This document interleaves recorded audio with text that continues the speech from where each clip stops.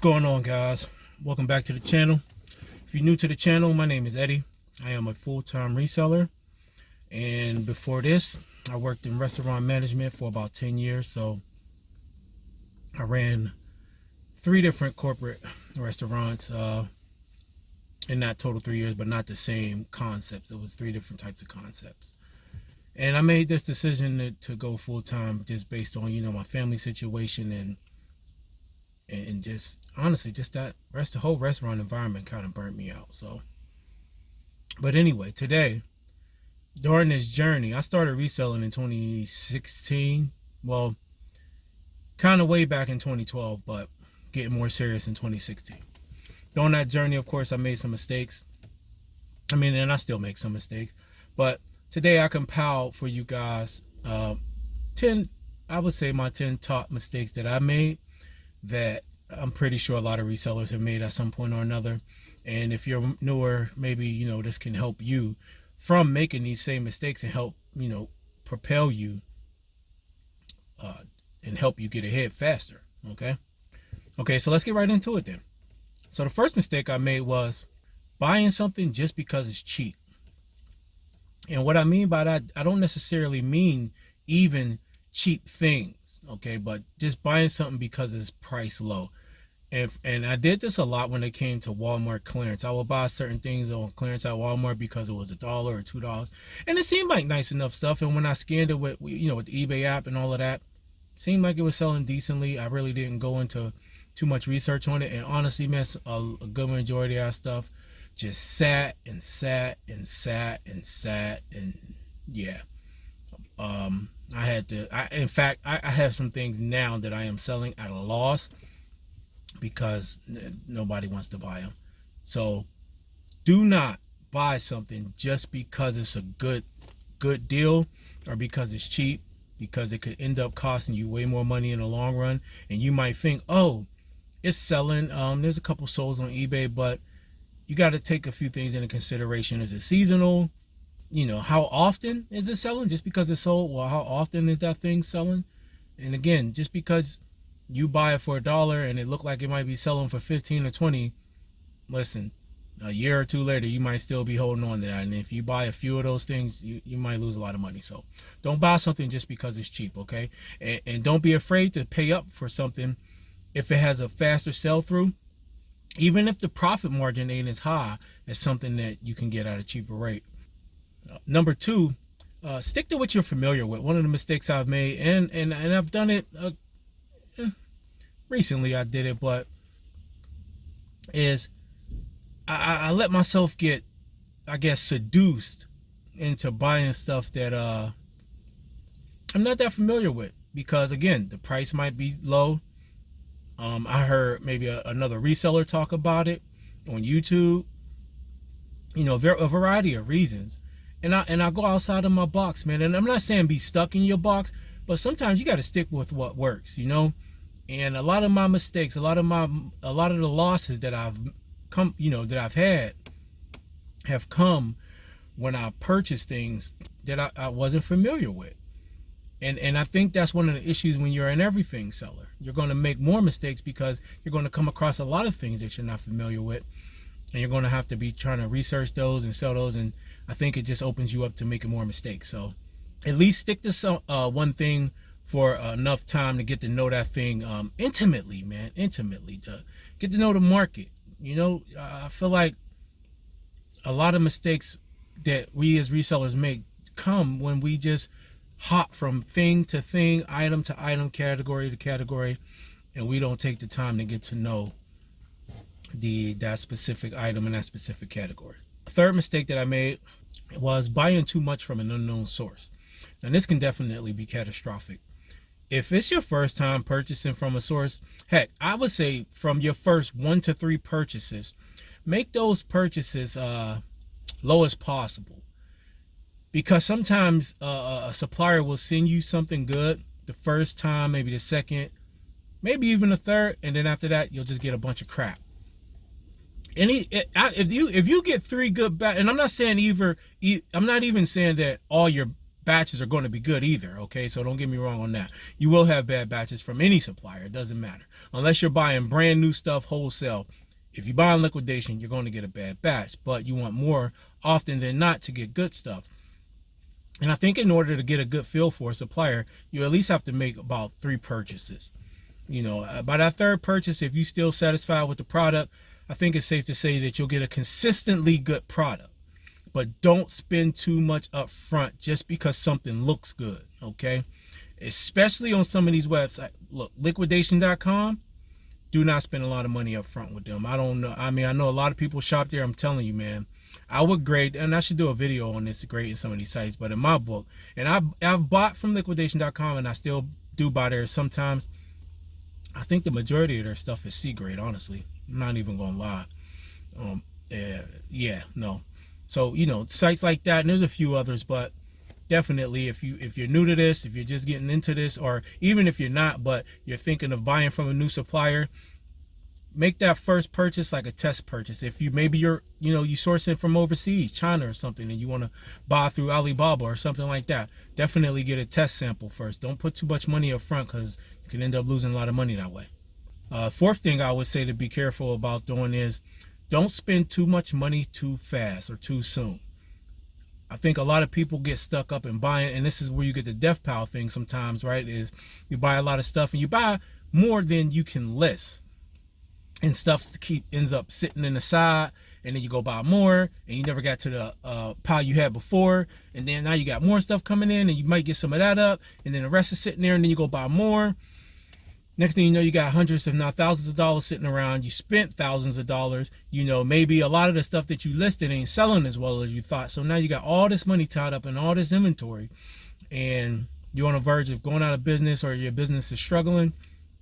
My suggestion would be to, at first, until you get a good system in place and until you got everything figured out, you definitely want to try to, I would say, my advice would be, buy a batch, list that, and once that's done, then buy another one. I know there's lead time, depends on where you get depending on where you're getting your product from. But if you got about a 1 to 2 week lead time, which is the case with most places, you know, when you feel like you're down to about a week or two of product, then you order again. But don't order before that. And then once you got everything figured out and you got your systems in place, then maybe you can order a little bit of a surplus. Or if you're ordering on purpose, just to have, you know, extra inventory, that's a whole different story. But definitely don't spend too much money and stretch yourself thin too fast. 5th thing I would suggest that you do not do, and one of the mistakes I made, is chasing bolos. I'm not saying don't be on the lookout for bolos, because that's what they are, right? But don't be one of those people that just a bolo chaser, okay? Bolos are not going to build your business. Bolos are just one of those things, hey, I got this on my list, and if I see it while I'm out and about, you know, I'll pick it up.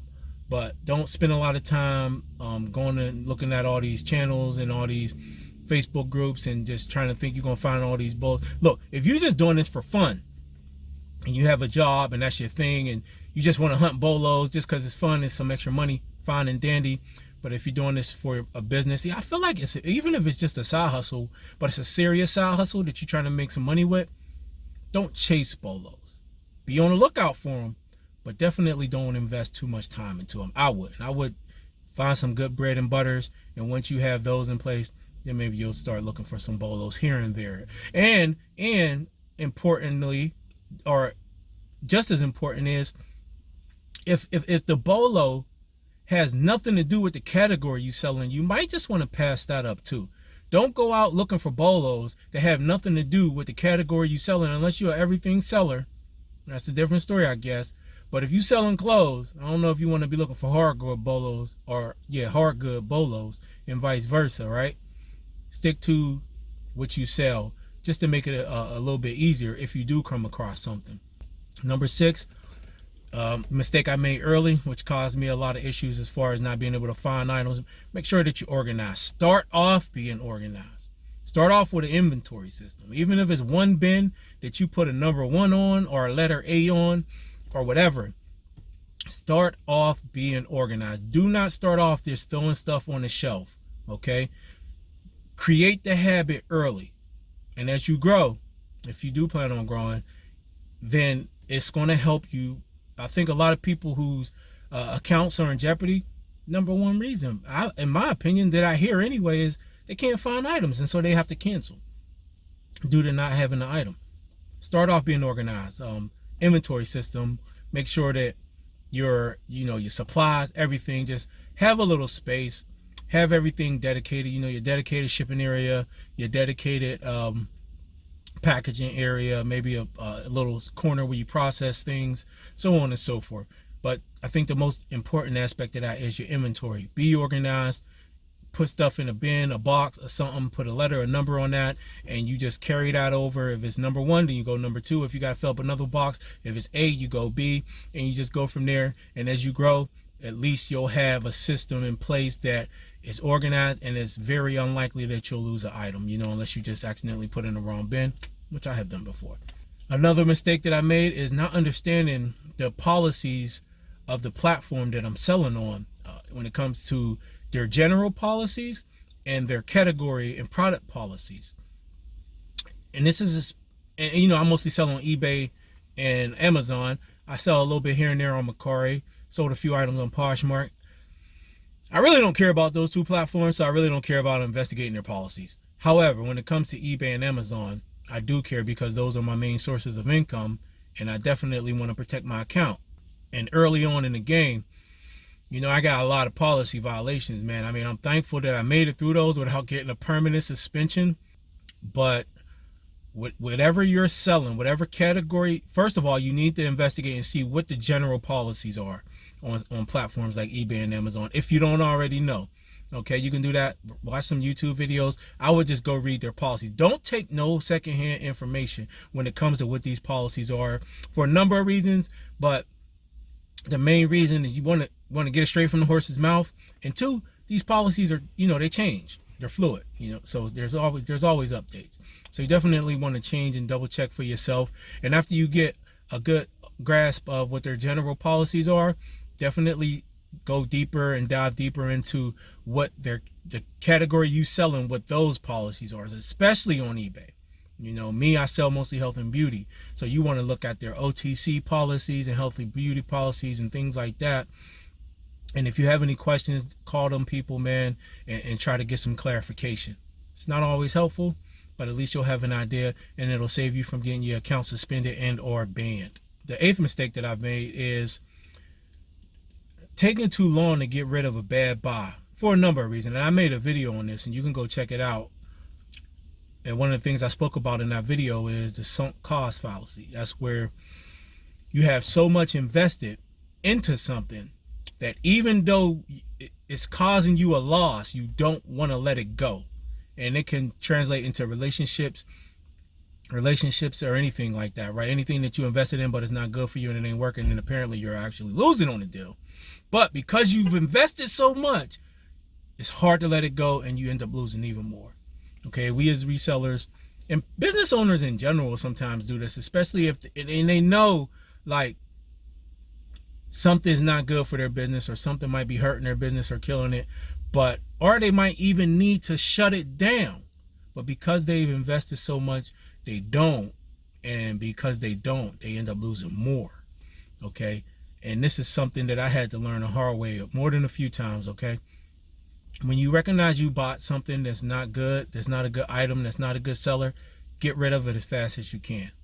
As fast as you can, even if that means selling it at a loss. Do not be stuck on this, oh, I spent this much and I got to get this much for this.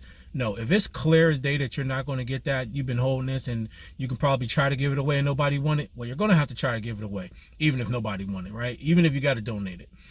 It's just good for your mental health, I think, and it's good for your business. It's going to clear up space, and it's going to keep things turning over. You have to move the things that can move, and the things that don't, you got to get creative with it.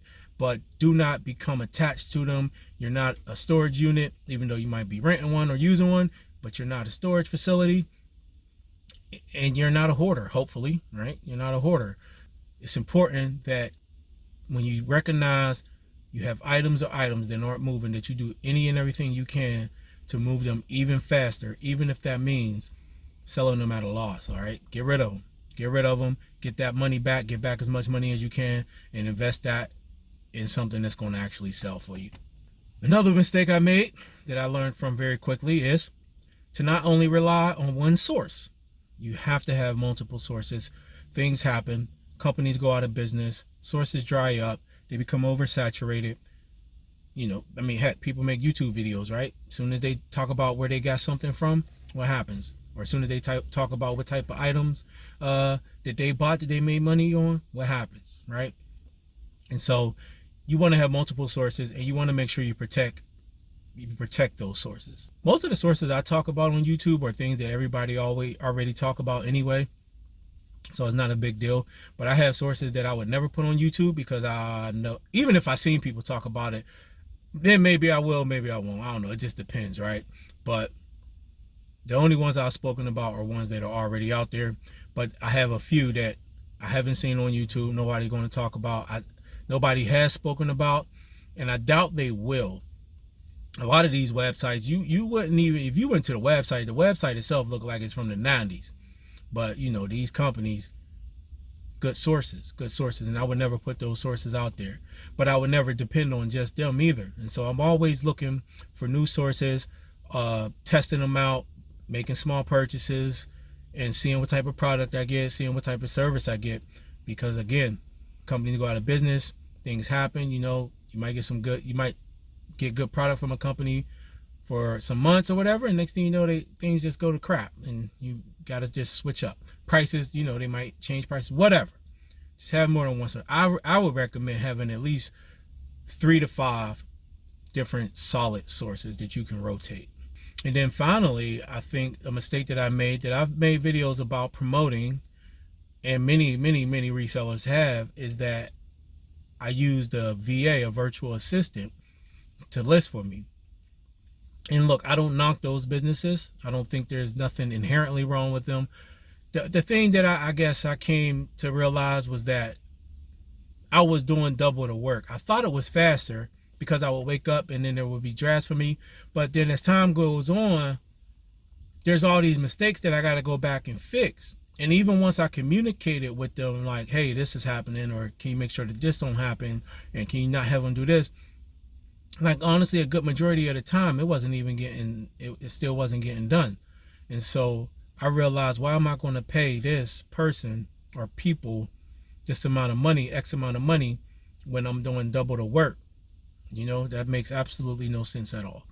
And if you listen to some of the other YouTubers who've had experiences with virtual assistants, they're going to probably tell you the same thing.